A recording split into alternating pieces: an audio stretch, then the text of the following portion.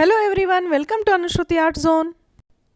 Light colour ಬಟ್ಟೆಗಳ ಮೇಲೆ ink ಅಥವಾ ಮಾರ್ಕರ್ ಹತ್ತಿಬಿಟ್ರೆ ಎಷ್ಟು ಟೆನ್ಷನ್ ಆಗಿಬಿಡುತ್ತೆ ಅಲ್ವಾ? ನಾವು ದೊಡ್ಡವರು ಏನೋ ಹುಷಾರಾಗಿ ಮೇಂಟೈನ್ ಮಾಡ್ತೀವಿ, ಆದರೆ ಮಕ್ಕಳಿಗೆ ಅಷ್ಟೆಲ್ಲ ಗಮನ ಇರೋದಿಲ್ಲ ಅಲ್ವಾ? ಸ್ಕೂಲಿಗೆ ಹೋದಾಗಾದ್ರೂ ಮಾರ್ಕರ್ ಅಥವಾ ಸ್ಕೆಚ್ ಪೆನ್ನನ್ನು ತಾಗಿಸೇ ಬಿಡ್ತಾರೆ.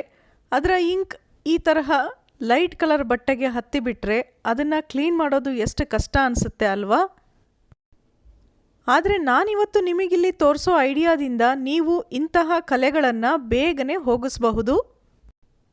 ಮೊದಲಿಗೆ ಒಂದು ಟಿಶ್ಯೂ ಪೇಪರ್ನ ತಗೊಂಡು ನೋಡಿ, ಈ ತರಹ ಬಟ್ಟೆ ಒಳಗಡೆ ಇಡಿ.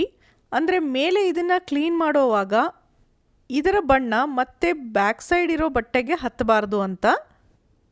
ಹೀಗೆ ಟಿಶ್ಯೂ ಪೇಪರ್ನ ಇಟ್ಟ ನಂತರ ಎಲ್ಲಿ ಕಲೆ ಆಗಿರುತ್ತಲ್ವಾ ಅದರ ಮೇಲೆ ಒಂದೆರಡು ಹನಿ ಹ್ಯಾಂಡ್ ಸ್ಯಾನಿಟೈಸರ್ನ ಹಾಕಬೇಕು. ಈಗಂತೂ ಹ್ಯಾಂಡ್ ಸ್ಯಾನಿಟೈಸರ್ ಎಲ್ಲರ ಮನೆಯಲ್ಲೂ ಇದ್ದೇ ಇರುತ್ತೆ ಅಲ್ವಾ? ಯಾವುದೇ ಬ್ರ್ಯಾಂಡ್ನ ಹ್ಯಾಂಡ್ ಸ್ಯಾನಿಟೈಸರ್ ಉಪಯೋಗಿಸಬಹುದು. ಒಂದೆರಡು ಹನಿ ಹಾಕಿದ ನಂತರ ಒಂದು ಬ್ರಷ್ ತಗೊಂಡು ನೋಡಿ, ಆ ಕಲೆ ಮೇಲೆ ಈ ರೀತಿ ಉಜ್ಜಬೇಕು. ಸಾಮಾನ್ಯವಾಗಿ ಬಟ್ಟೆಗಳ ಮೇಲೆ ಇಂಕ್ನ ಕಲೆ ಬೇಗನೆ ಸ್ಪ್ರೆಡ್ ಆಗಿಬಿಡುತ್ತೆ ಅಲ್ವಾ? ಸ್ವಲ್ಪನೇ ಸ್ಕೆಚ್ ಪೆನ್ ತಾಕಿದ್ರೂ ಸಾಕು, ಬಟ್ಟೆ ಅದನ್ನು ಹೀರ್ಕೊಂಡು ಬಿಡುತ್ತೆ. ಇಂಥ ಕಲೆಗಳಾದಾಗ ನಾವು ರೆಗ್ಯುಲರ್ ಆಗಿ ಬಟ್ಟೆ ತೊಳೆಯೋ ರೀತಿ ತೊಳೆದ್ರೆ ಈ ಕಲೆಗಳು ಅಷ್ಟು ಬೇಗನೆ ಹೋಗೋದಿಲ್ಲ.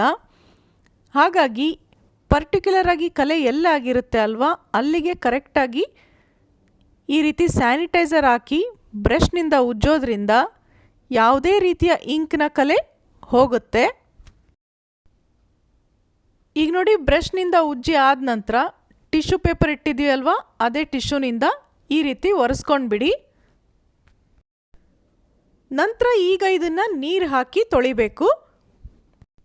ನೋಡಿ, ಸ್ವಲ್ಪ ಸ್ವಲ್ಪವೇ ನೀರು ಹಾಕಿ ಈ ತರಹ ಕೈನಲ್ಲಿ ಉಜ್ಜುತ್ತಾ ಹೋಗಿ.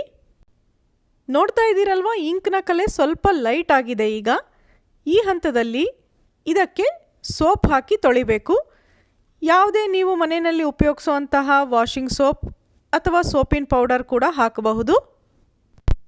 ನೀವಿಲ್ಲಿ ಮತ್ತೆ ಬಟ್ಟೆ ತೊಳೆಯೋ ಬ್ರಷಿಂದ ತಿಕ್ಕಿ ತೊಳಿಬೇಕಾದ ಅವಶ್ಯಕತೆ ಕೂಡ ಇಲ್ಲ.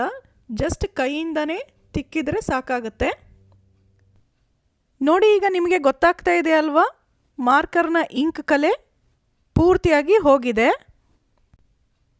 ಈಗಿದನ್ನು ಸೋಪೆಲ್ಲ ಪೂರ್ತಿಯಾಗಿ ಹೋಗೋ ಹಾಗೆ ನೀರಿನಿಂದ ತೊಳೆದ್ಬಿಡಿ.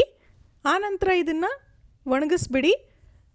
ನೋಡಿ, ಈಗ ಈ ಜಾಕೆಟ್ ಒಣಗಿದೆ. ಈಗಿಲ್ಲಿ ಗೊತ್ತಾಗ್ತಾ ಇದೆನಾ ನಿಮಗೆ ಕಲೆ ಎಲ್ಲಾಗಿತ್ತು ಅಂತ? ಇಲ್ಲ ಅಲ್ವಾ? ಇದ್ರ ಮೇಲೆ ಒಂದು ಮಾರ್ಕರ್ನ ಕಲೆ ಆಗಿತ್ತು ಅಂತಾನೆ ತಿಳಿಯೋದಿಲ್ಲ, ಅಷ್ಟು ಕ್ಲೀನಾಗಿ ಹೋಗಿದೆ ಅದು.